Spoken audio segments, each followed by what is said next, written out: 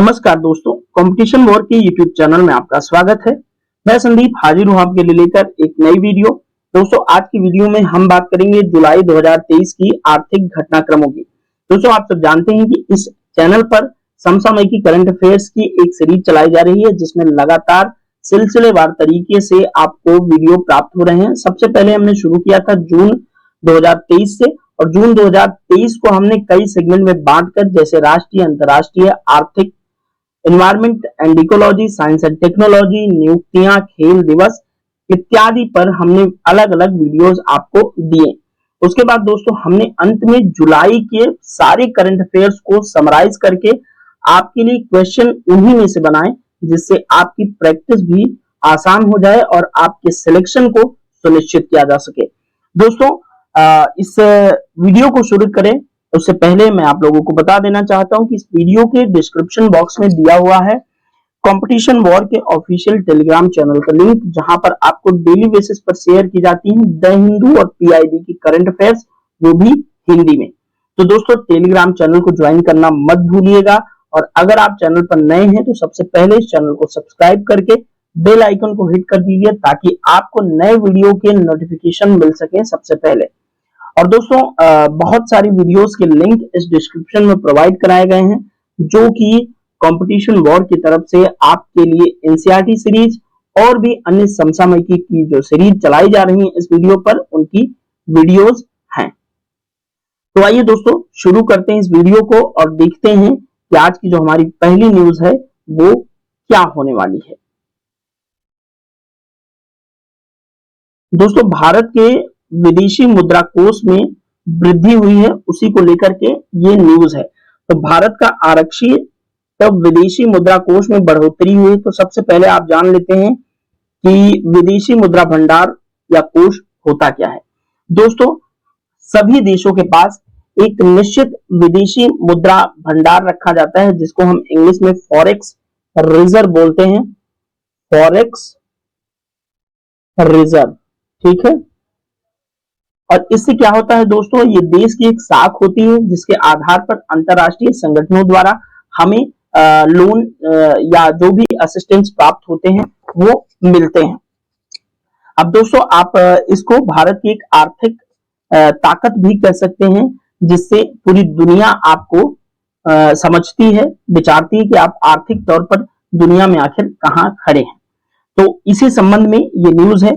जुलाई 2023 के अंदर दोस्तों, भारत के आरक्षित विदेशी मुद्रा भंडार में 600 अरब डॉलर की जो बिंदु था उसको क्रॉस कर गया है। तो दोस्तों, रिजर्व बैंक ने ये आंकड़ा जारी किया है, और रिजर्व बैंक के ताजे आंकड़े के अनुसार दोस्तों, भारत का अब कुल विदेशी मुद्रा भंडार कितना है?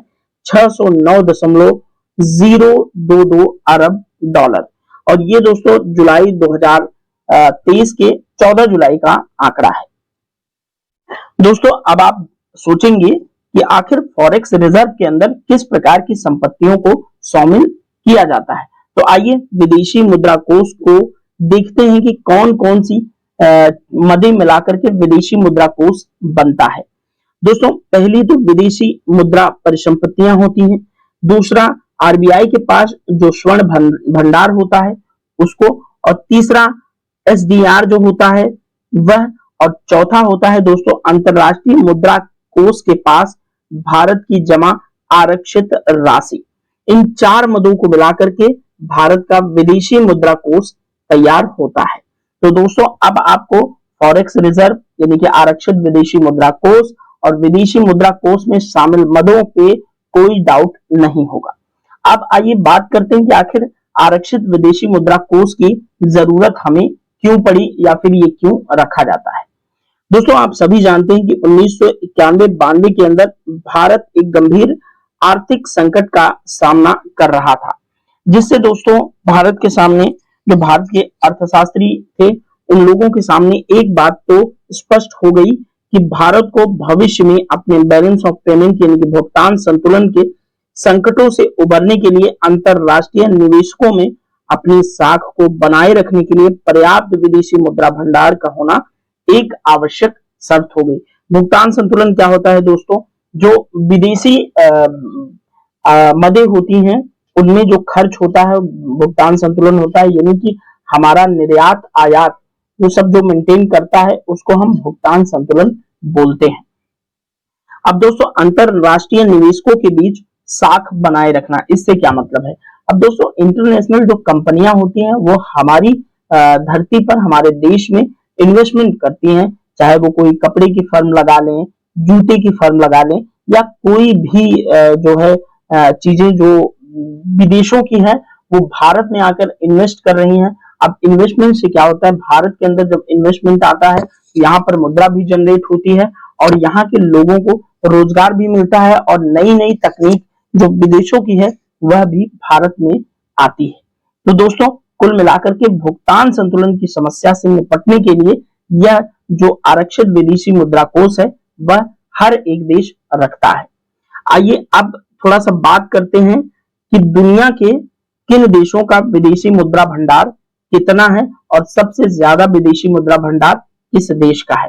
तो दोस्तों यहाँ पर आप किस देश को, ये दैनिक भास्कर की एक कटिंग मैंने यहाँ पर लगा रखी है जिससे आपको समझना आसान होगा। तो देखिए चीन जो है उसके पास 3,336 अरब डॉलर का विदेशी मुद्रा भंडार है और जापान के पास 1379, 1,379, भारत स्विट्जरलैंड के पास इतना, फिर भारत के पास इतना। तो ये क्या है कि पुरानी न्यूज है लेकिन फिर भी हमने चीन को जो टॉप पर है उसको दिखाने के लिए यहाँ पर इस पिक्चर को शामिल किया। आइए आगे बढ़ते हैं और देखते हैं अगली न्यूज।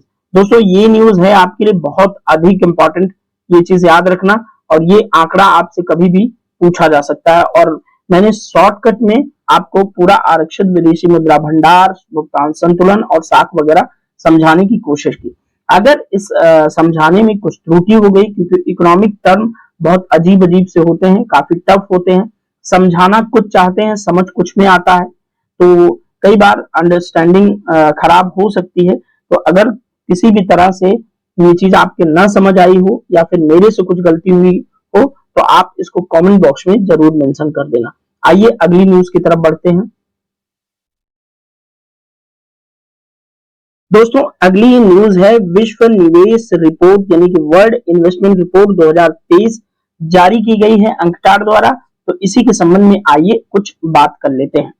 दोस्तों व्यापार और विकास पर संयुक्त राष्ट्र सम्मेलन जिसको अंकटाड बोलते हैं उसने हाल ही में अपनी विश्व निवेश रिपोर्ट 2023 को जारी किया है। अब विश्व निवेश रिपोर्ट दोस्तों विकासशील देशों में प्रत्यक्ष विदेशी निवेश यानी कि एफडीआई के रुझानों की आंकड़े या अंतर्दृष्टि प्रस्तुत करता है। तो आइए इन्वेस्टमेंट के संबंध में कुछ और बात करते हैं। तो दोस्तों जो व्यापार और विकास पर संयुक्त राष्ट्र सम्मेलन है उसने ये जो रिपोर्ट जारी की उसमें एफडीआई में गिरावट के बावजूद भारत पिछले साल एफडीआई के शीर्ष 10 देशों में 7वें नंबर पर रहा। ठीक है दोस्तों, तो याद रखना कि भारत शीर्ष 10 देशों में 7वें नंबर की अर्थव्यवस्था है जिसको 7वें नंबर का बड़ा हाईएस्ट एफडीआई प्राप्त होता है। दोस्तों यह जो विश्व निवेश रिपोर्ट है उसके अनुसार भारत 2022 में एफडीआई का कुल जो अंतर प्रवाह इनफ्लो हुआ वह 49 अरब डॉलर का रहा और 2021 में प्राप्त किए गए लगभग 55 अरब डॉलर की तुलना में लगभग 11% कम है। अर्थात 2021 की तुलना में 2022 में कम एफडीआई भारत को प्राप्त हुआ। अब दोस्तों एफडीआई के मामले में भारत का स्थान 2022 में 8वां रहा और 2021 में भी यही था। यहाँ पर 7वां दिया हुआ है। तो ये आप लोग ना 2-3 जगह सोर्स मैंने देखने की कोशिश की कि 7वां है या 8वां, तो आप लोग ध्यान रखना कि अगर 7वां 8वां में से कोई आ जाए तो उसको लगा देना।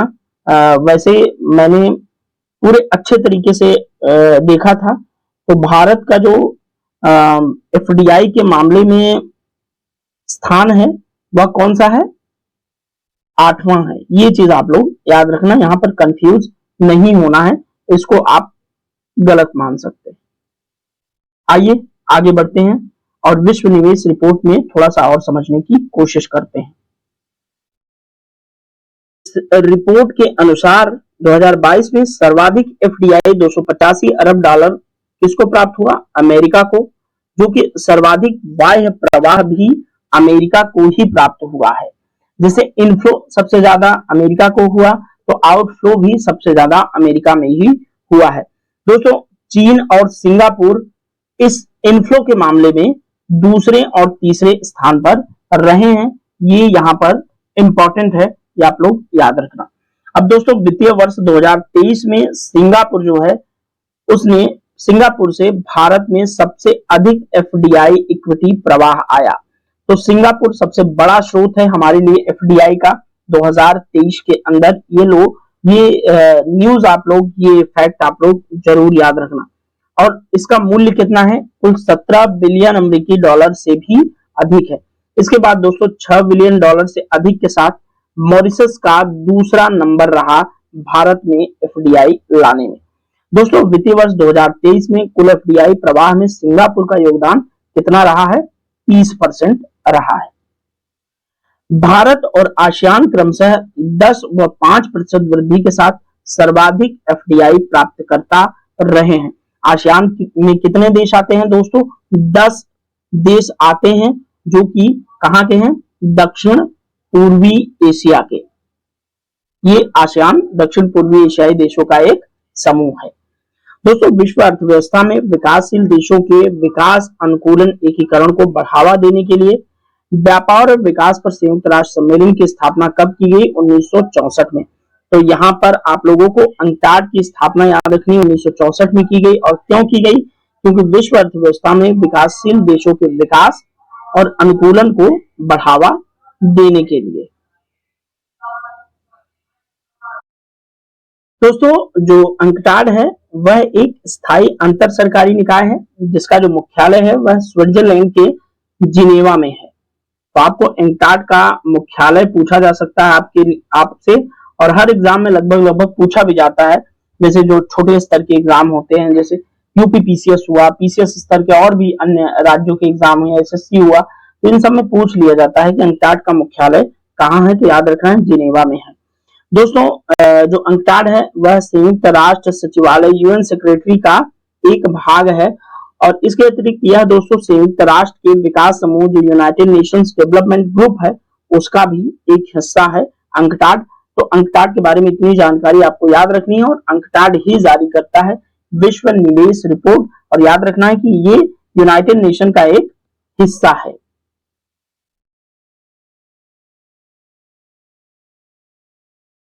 दोस्तों, जो हमारी तीसरी न्यूज है वह है एचएएल के संबंध में। जी हाँ, हिंदुस्तान एरोनॉटिक्स लिमिटेड के संबंध में।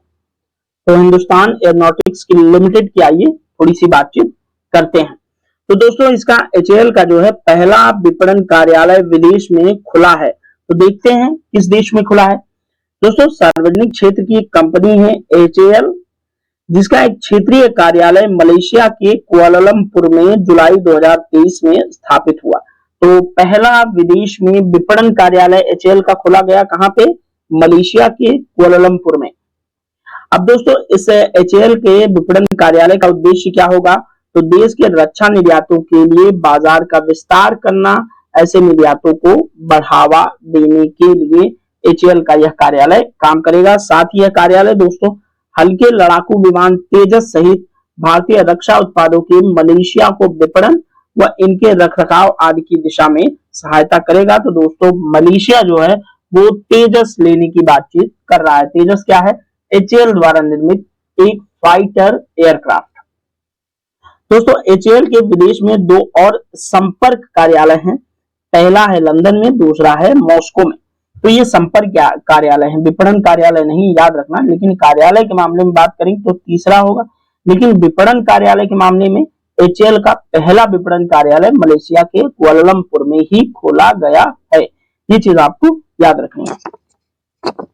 अब दोस्तों, एचएएल जो है भारत का एक सार्वजनिक प्रतिष्ठान है, जैसा कि यहाँ पर आपने देखा। और दोस्तों, यह हवाई संयंत्रों का निर्माण करता है और एचएएल का मुख्यालय है बेंगलुरु में। इतना आप लोगों को याद रखनी है, ठीक है। एचएएल का मुख्यालय कहाँ? बेंगलुरु में। बेंगलुरु कहाँ है? कर्नाटक में, ठीक है। आइए आगे बढ़ते हैं दूसरी न्यूज की तरफ। दोस्तों आज की जो हमारी चौथी न्यूज है वो है और भी अधिक इंपॉर्टेंट। तो आइए चौथी न्यूज की थोड़ी सी चर्चा कर लेते हैं। और दोस्तों चौथी न्यूज है निर्यात तैयारी सूचकांक 2022। तो आइए देख लेते हैं निर्यात तैयारी सूचकांक क्या है। यहाँ पर आप पिक्चर में एक चीज देख सकते हैं कि Tamil Nadu tops NITI Aayog export preparedness index 2022। तो तमिलनाडु शीर्ष पर रहा, यहाँ आपको पहले ही दिख गया। तो आइए चर्चा करते हैं। दोस्तों नीति आयोग ने अब इतना आपको याद रखना है कि निर्यात तैयारी सूचकांक 2022, तो निर्यात तैयारी सूचकांक कौन जारी करता है? नीति आयोग। और दोस्तों नीति आयोग ने भारत के राज्यों और केंद्र शासित प्रदेशों के लिए ये जारी किया है। ये रिपोर्ट है, इसका तीसरा संस्करण है। अब दोस्तों निर्यात तैयारी सूचकांक यानी कि एक्सपोर्ट प्रिपेयरनेस इंडेक्स जो है ईपीआई, यह एक व्यवस्था है जो भारत में राज्यों और केंद्र शासित प्रदेशों की निर्यात तैयारियों का आकलन करता है। तो आपको समझ में आ गया होगा कि निर्यात तैयारी सूचकांक किस चीज से संबंधित है। और दोस्तों किसी भी राष्ट्र में आर्थिक विकास और प्रगति की संभावनाओं का पता लगाने के लिए निर्यात की सफलता को प्रभावित करने वाले कारकों को समझना बहुत आवश्यक होता है। दोस्तों यह सूचकांक राज्यों और केंद्र शासित प्रदेशों की ताकत और कमजोरियों की पहचान करने के लिए निर्यात संबंधी जो मापदंड है उनका विश्लेषण करता है। तो निर्यात तैयारी सूचकांक में इन सब बातों को शामिल किया जाता है। अब आइए राज्यों की रैंकिंग की बात करें। तो दोस्तों मैंने पहले ही बता दिया कि एक्सपोर्ट प्रिपेयरनेस इंडेक्स यानी कि ईपीआई 2022 के अंदर तमिलनाडु जो राज्य है दक्षिण भारत का, वह शीर्ष पर रहा है। उसके बाद दूसरा स्थान महाराष्ट्र और तीसरा कर्नाटक का आता है। तो आप लोगों को यहाँ पर ये न्यूज बहुत अधिक इंपॉर्टेंट है, याद रखना है। निर्यात तैयारी सूचकांक 2022 में पहले नंबर पर रहा है तमिलनाडु। ठीक है दोस्तों, आइए थोड़ा सा और जानते हैं। दोस्तों ईपीआई 2021 में गुजरात शीर्ष पर था, यानी कि एक्सपोर्ट प्रिपेयरनेस इंडेक्स जो थी वह 2022 में शीर्ष पर गुजरात था। 23 में कौन है? 21 में गुजरात था, तो 22 में कौन है? तमिलनाडु। लेकिन दोस्तों ईपीआई 2022 में यह गुजरात जो है वो 14वें स्थान पर चला गया है। अब दोस्तों तमिलनाडु जो है ऑटोमोटिव, चमड़ा, वस्त्र और इलेक्ट्रॉनिक सामान जैसे क्षेत्रों में लगातार रूप से अग्रणी रहा है। और ईपीआई 2022 में पहाड़ी राज्यों और हिमालयी राज्यों की बात करें तो उत्तराखंड इस सूची में शीर्ष स्थान पर रहा है।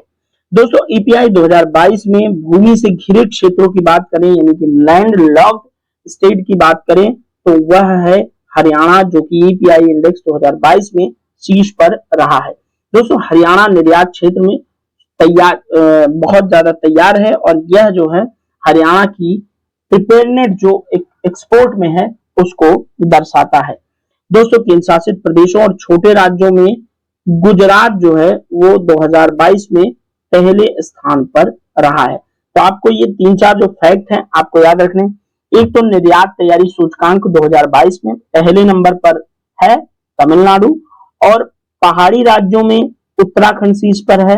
स्थल रुद्ध यानी कि लैंडलॉक्ड राज्यों में हरियाणा शीर्ष पर, और केंद्र शासित प्रदेश और छोटे राज्यों में मिला करके गोवा पहले नंबर पर आता है। तो ये सारे फैक्ट आपके लिए बहुत अधिक इंपॉर्टेंट हो जाते हैं। ठीक है दोस्तों, तो ये आप लोग याद रखना। अब निर्यात तैयारी सूचकांक का आकलन किन आधारों पर किया जाता है तो इसको देख लेते हैं। पहला है दोस्तों पॉलिसी। देखते हैं कि निर्यात के संबंध में उस राज्य विशेष की पॉलिसी क्या है, किस तरह के कदम उठा रहा है निर्यात के संबंध में। तो पहली चीज हो गई निर्यात पॉलिसी, ये आधार है। दूसरा है निर्यात का प्रदर्शन, यानी कि देखता है किस तरह की तैयारी है उनकी, क्या प्रदर्शन रहा है, किन वर्षों में निर्यात इनका बढ़ा है, किन वर्षों में घटा है। इस तरह का जो प्रदर्शन है उसका भी वो भी एक महत्वपूर्ण आधार है निर्यात तैयारी सूचकांक के लिए। तीसरा आधार है दोस्तों बिजनेस इकोसिस्टम। देखा जाता है कि उस राज्य विशेष में बिजनेस का आखिर इकोसिस्टम किस तरह का है। और चौथा है निर्यात पारिस्थितिक तंत्र, यानी कि इकोसिस्टम देखा जाता है एक्सपोर्ट्स के संबंध में। तो इतना दोस्तों आपको ये जो 4 आधार हैं निर्यात तैयारी सूचकांक है, ये आप लोगों को याद रखनी है, जिसमें नीति, निर्यात प्रदर्शन, बिजनेस इकोसिस्टम, निर्यात पारिस्थितिकी तंत्र इत्यादि शामिल है। आइए इस जो निर्यात तैयारी सूचकांक था इसमें इतना ही। फिलहाल दोस्तों ये बहुत ज्यादा इंपॉर्टेंट है, आप लोग चाहें तो इसका स्क्रीनशॉट ले लें या फिर आप लोग इस वीडियो को बार बार देखें। आइए आगे बढ़ते हैं। न्यूज बहुत अधिक इंपॉर्टेंट है क्योंकि यह है बहुआयामी निर्धनता सूचकांक से संबंधित, तो निर्धनता के संबंध में है। और पहले मैं बता देता हूं कि ये बहुआयामी निर्धनता सूचकांक जो है वो विश्व बहुआयामी निर्धनता सूचकांक नहीं, भारत का राष्ट्रीय बहुआयामी गरीबी या निर्धनता सूचकांक है, जिसे जारी किया जाता है नीति आयोग के द्वारा। निर्धन व्यक्तियों की तस्वीर आप देख सकते हैं।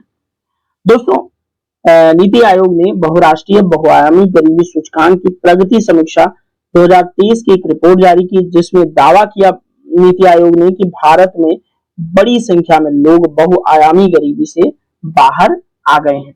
दोस्तों यह जो रिपोर्ट है, नवीनतम राष्ट्रीय परिवार स्वास्थ्य सर्वेक्षण जो है नंबर 5, तो राष्ट्रीय परिवार स्वास्थ्य सर्वेक्षण जो 5वां है, जो कि 2019 से 21 तक के आंकड़ों के आधार पर तैयार किया गया है, उसी को जो बहुआयामी निर्धनता सूचकांक है वह आधार बनाती है।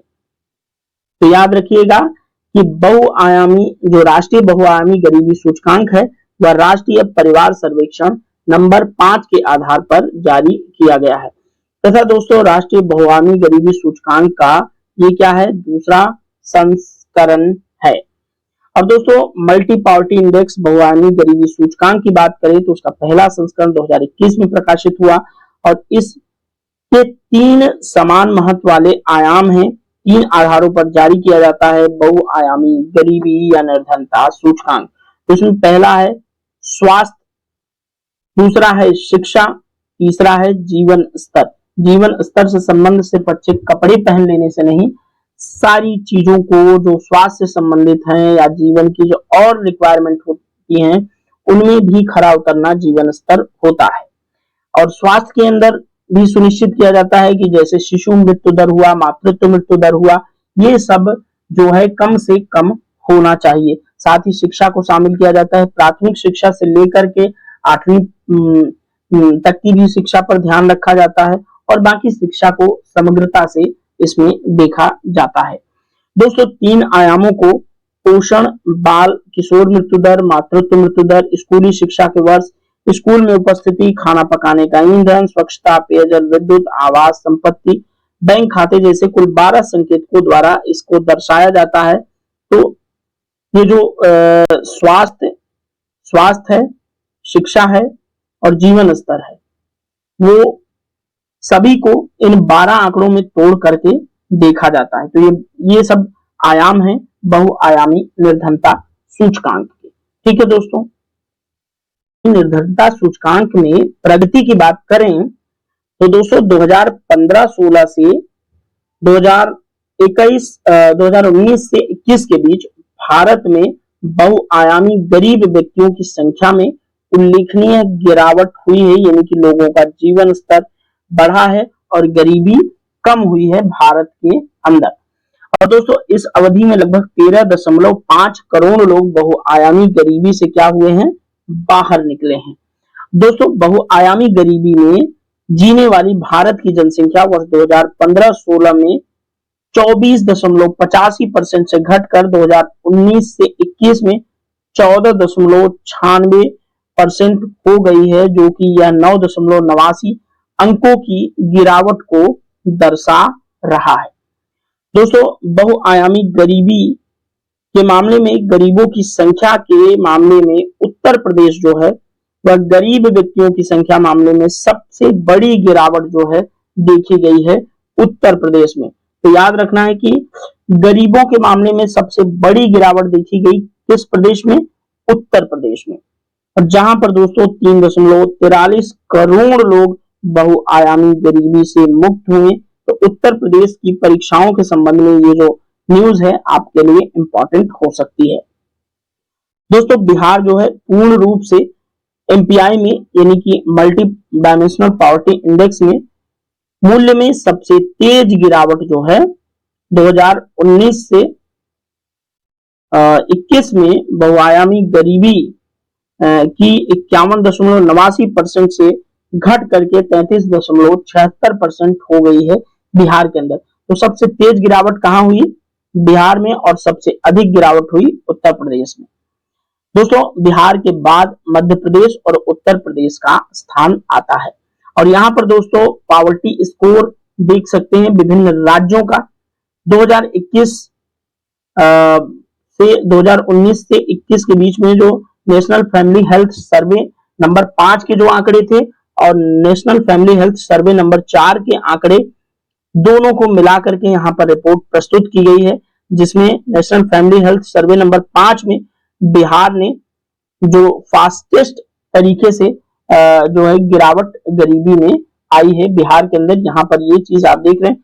उसी प्रकार से आगे झारखंड, मेघालय, उत्तर प्रदेश और मध्य प्रदेश का नंबर आ रहा है। तो यहाँ पर ये इंडेक्स को आप अच्छे तरह से समझ लेना। आइए आगे बढ़ते हैं।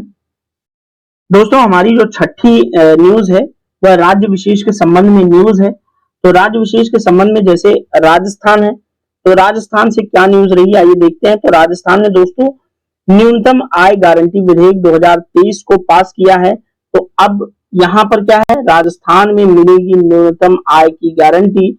और ये कौन है दोस्तों? ये सज्जन कौन है भाई? ये हैं अशोक गहलोत जी, जो कि माननीय मुख्यमंत्री हैं राजस्थान में। दोस्तों, राजस्थान सरकार द्वारा पेश किए गए राजस्थान न्यूनतम आय गारंटी विधेयक 2023 का जो उद्देश्य है वह राज्य में लोगों को अतिरिक्त आय सहायता प्रदान करना है। तो राजस्थान ने अपने नागरिकों को, अपने लोगों को न्यूनतम आय की गारंटी को सुनिश्चित किया है इस विधेयक के माध्यम से। दोस्तों, इस विधेयक का उद्देश्य की अगर बात करें तो नागरिकों को मुद्रास्फीति से निपटने, यानी कि महंगाई, मुद्रास्फीति मतलब क्या? महंगाई। तो जो महंगाई है कितनी बढ़ रही है आप लोग देख रहे हैं। तो महंगाई से निपटने के लिए और उनकी वित्तीय स्थिरता में सुधार करने के लिए यह विधेयक लाया गया। तो निश्चित रूप से इस विधेयक से जो राजस्थान के लोग हैं उनको थोड़ी सी राहत तो जरूर मिलेगी। दोस्तों, यह विधेयक जो है वो प्रत्येक वयस्क नागरिक को 125 दिन तक न्यूनतम आय की गारंटी देता है। और दोस्तों, प्रत्येक वयस्क नागरिक को शहरी क्षेत्रों में इंदिरा गांधी शहरी आवास गारंटी, इंदिरा गांधी शहरी रोजगार गारंटी योजना चलाई जा रही है राजस्थान के शहरी क्षेत्रों में।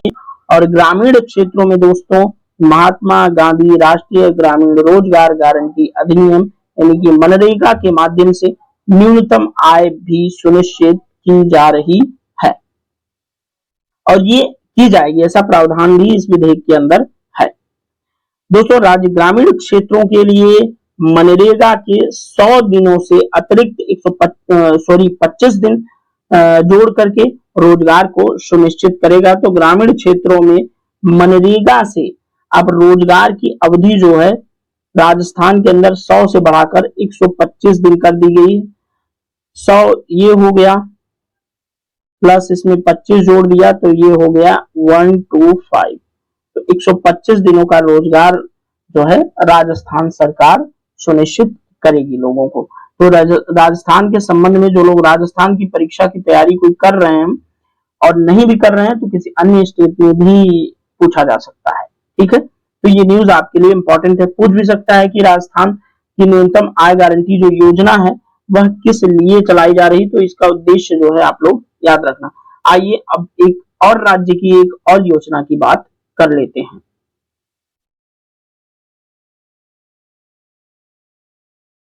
दोस्तों, मिलेट मिशन योजना। तो आइए मिलेट के संबंध में थोड़ी सी चर्चा करते हैं। अब मिलेट क्या होते हैं दोस्तों? मिलेट्स होते हैं मोटे अनाज। मोटे अनाजों को क्या कहा जाता है? मिलेट्स। यहाँ पर आपको मक्के की बाली दिख रही है, यहाँ पर बाजरे की बाली दिख रही है, यहाँ पर जौ दिख रहा है, और भी बाकी मोटे अनाज जो होते हैं उनकी बालियां दिख रही हैं। और ये एक एक पॉट के अंदर, एक एक मिट्टी के बर्तनों के अंदर आपको मोटे अनाज मिल रहे हैं। दोस्तों, मोटे अनाज की चर्चा इतनी ज्यादा भारत में क्यों हो रही है?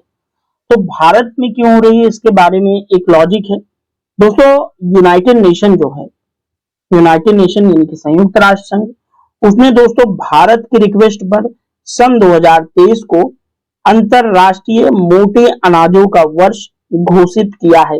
यानी कि यूनाइटेड नेशन ने भारत की सुझाव पर 2023 को इंटरनेशनल मिलेट ईयर के रूप में घोषित किया है।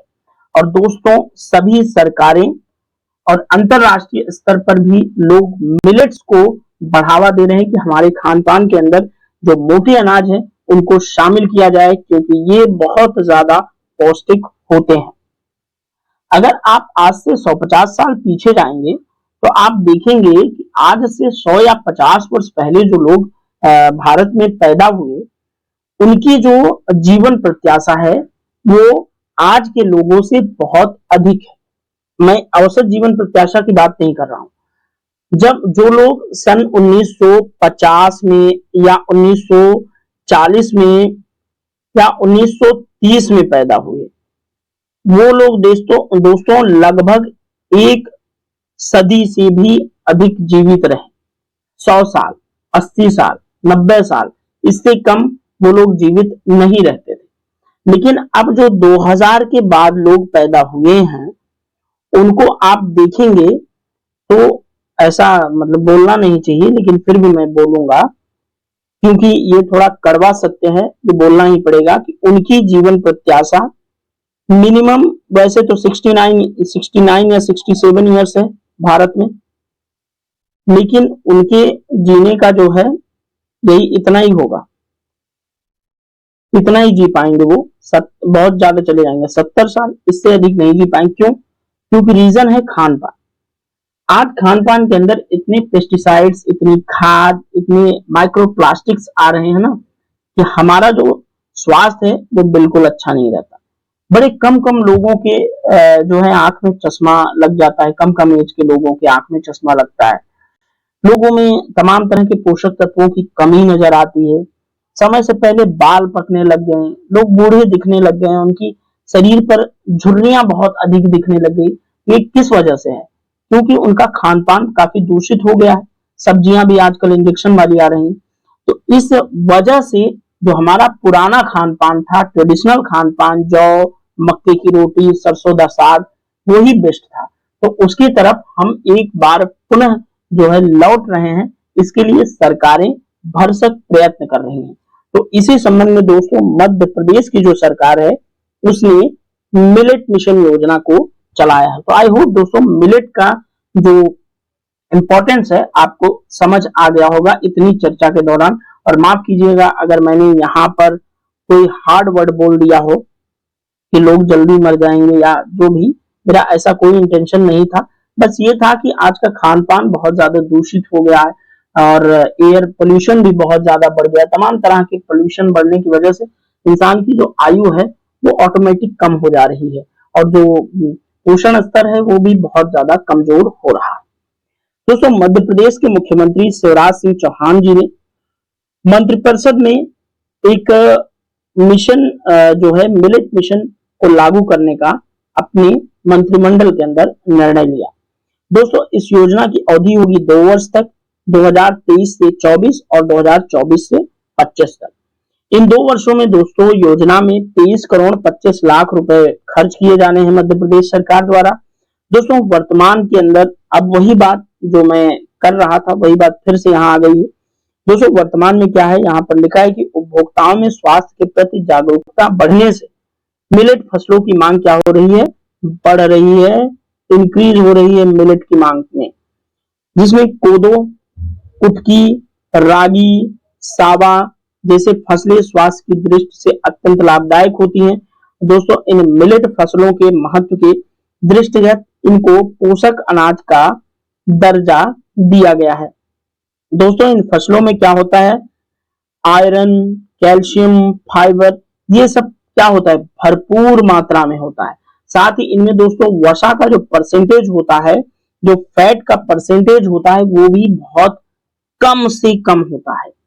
और जिससे क्या होता है कि हृदय के जो रोगी हैं, डायबिटिक जो पर्सन है, उनके द्वारा इनका जो उपयोग है वो बहुत अधिक सुरक्षित है।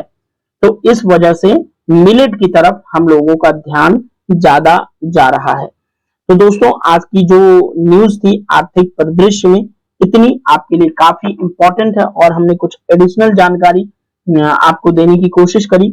अगर इस वीडियो में कहीं भी आपको कोई त्रुटि लगे तो कमेंट बॉक्स आपके लिए 24/7 ओपन रहेगा, आप लोग जरूर कमेंट करना। और सबसे पहले तो आप लोगों को थैंक यू सो मच, आपने इतना समय दिया। और दोस्तों साथ ही गुजारिश करूंगा कि आप ज्वाइन कर लीजिए कंपटीशन वॉर का ऑफिशियल टेलीग्राम ग्रुप, जहां पर द हिंदू और पीआईबी की करंट अफेयर्स आपको डेली बेसिस पर शेयर की जाती रहती हैं। और दोस्तों चलिए फिर इस वीडियो में इतना ही, आगे ले जाएंगे कोई और वीडियो और आपसे फिर से एक बार मुखातिब होंगे। तब तक के लिए थैंक यू सो मच।